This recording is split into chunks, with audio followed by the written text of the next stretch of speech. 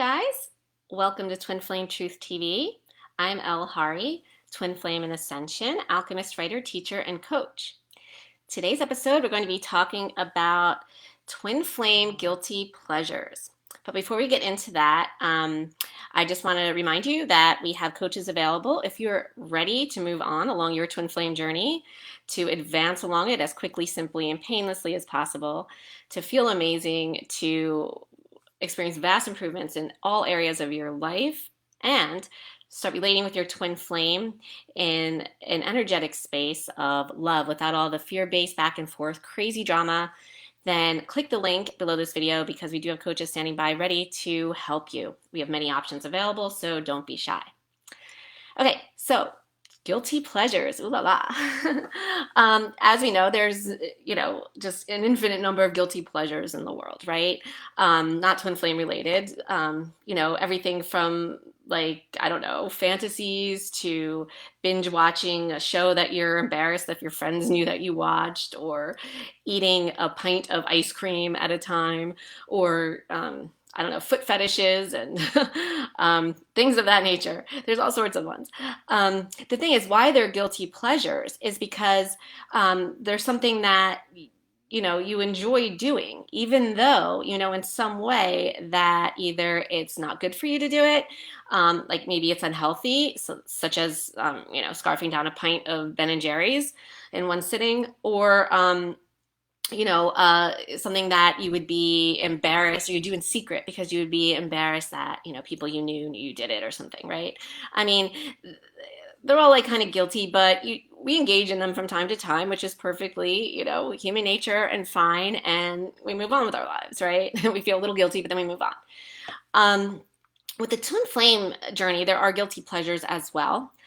The thing is that you do not want to indulge in these guilty pleasures if you can help it. And so some examples of guilty pleasures that are very common with the twin flame journey that I've been guilty of myself, that my students are guilty of when they first arrive to me, is that for example, it's things that give your fear-based energy a hit. It's things that make you feel good, a little burst of some kind of pleasure. Even though if it's like that hurt so good type of pleasure, right? But you just can't resist. That urge to not be able to resist to do something, that there is the guilty pleasure. That urge to not being able to resist something is your fear-based push energy. And whenever we succumb to it and we don't resist, even though we know, or at least after watching this video, you will know that you really should, and not to feel like shit, and to help advance along your journey as quickly as possible and balance out your fear-based energy. Every time that you give into it, you actually end up feeding your fear-based energy and causing it to grow bigger, when the whole entire point of what you want to do at this point of your journey is to shrink it down and not grow it bigger. You want to make it smaller. So an example of a guilty pleasure for the twin flame journey would be stalking your twin flame on social media, stalking whoever your twin flame may be in a relationship with or dating on social media, stalking their friends and family on social media or in person. I mean, it doesn't have to be on social media. Driving by their house, stopping by their place of work, going to the place where they hang out, hoping to bump into them. All of those things, you see how they feel like almost you can't resist them. You get this urge to do them at times. And yet somehow because your soul knows, it's not in your best interest to do that. And so for that reason, it can fit into the description of a guilty pleasure. However, like I said, unlike other non-twin flame guilty pleasures, you can indulge in them and engage in them. And if no one finds out, or, even if, it's something like that, is going to be unhealthy for you, you can be like, okay, whatever, get over it like the next day, right? Feel a little bad and then get over it. But with this, you're not gonna be able to get over it, because the nature of the fear-based push energy, when you indulge it, when you engage in whatever feels like you can't resist, when you don't resist it, in other words, and you feed it, what it does is, like I mentioned, it grows it bigger, but that fear-based energy, as it grows bigger, becomes more addictive, and it becomes more hooked into that. And of course, that means what? The obsessive thoughts get more and get more bigger. So it's not like you can just engage in it and then move on. And it's not the way it's going to work with the fear-based energy. Fear-based energy is always going to come back around with even more obsessive thoughts about what you saw. And, when you feed up your fear-based energy, it gets that initial boost, that initial can't resist. Now that that was satisfied, it gets a little hit, but then, that only lasts a little bit of time. And then it has to come back down. So it gets a high, but then it has to come back down. And so the come down is when you feel like shit. You feel like shit after realizing that when you stalked your twin flame, like, oh my God, they're in a relationship with someone else. And, you feel like shit when you stalk that person that they're in a relationship with and realize, oh my God, that person's way better looking than I am. Or that person, has a way cooler car than me. Or that person, I don't know, whatever, is, somehow in your mind, your fear-based energy is going to compare you with that person. And it's never going to come out good from your point of view, from your fear-based energy, even though it's not even real. But it's never going to make you feel good is the point.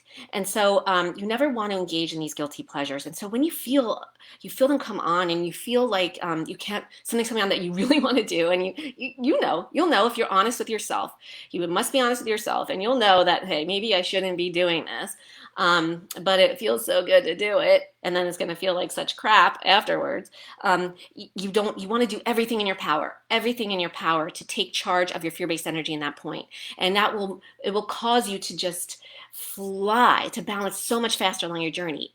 If you don't give in just a little bit, give in a little bit, and you're already building up your fear-based energy more than before you did that action, and it's going to take that much longer for it to balance out. So really, if you can just resist and really take charge of your fear-based energy, your fear-based energy, it has you convinced, it has everyone convinced, everyone on the planet convinced, because it's controls your mind, that it controls you too. Everyone thinks that they are their minds, and their mind is running the show, and their mind is deciding everything they do. And that's not the case. Your mind is a part of your physical body, just like your hand, just like your nose. It's no different than your foot. And so, you can't take it, you don't take it with you, right? You are your soul, and your soul is so much more powerful than your mind. And so it's just a part of you. You are not a part of it. And so you really do have control of your mind. You are in charge of your mind, but nobody ever takes that charge. Nobody ever, realizes this or is aware to it, because they're under so much brainwashing of their own minds, that their mind is controlling them.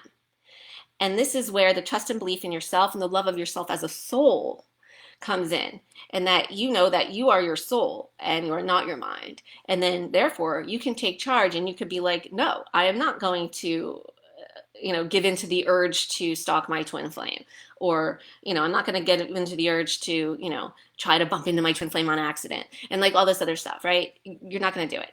I'm not going to sit there all night and look at my twin flame's picture and cry, and whatever it is that you do, because it is going to take that much longer for you to then advance along your journey every time that you do that. So just something to think about, a little bit of guilty pleasure, not to be a buzzkill or a party pooper there, but these are twin flame guilty pleasures, are not ones that you want to enter into lightly. Go eat your pint of ice cream, do what I do. I eat cans of chocolate frosting. I know, it's awful, right? I just got a spoon and I ate the chocolate frosting out of the can. So, there's one of my guilty pleasures right there. But do that. Do that, but do whatever else your guilty pleasure is. But, just try not to indulge and give in to the ones regarding the twin flame, because it will be that much longer for you to balance your fear-based energy, which is necessary to do along this journey. So thank you for watching.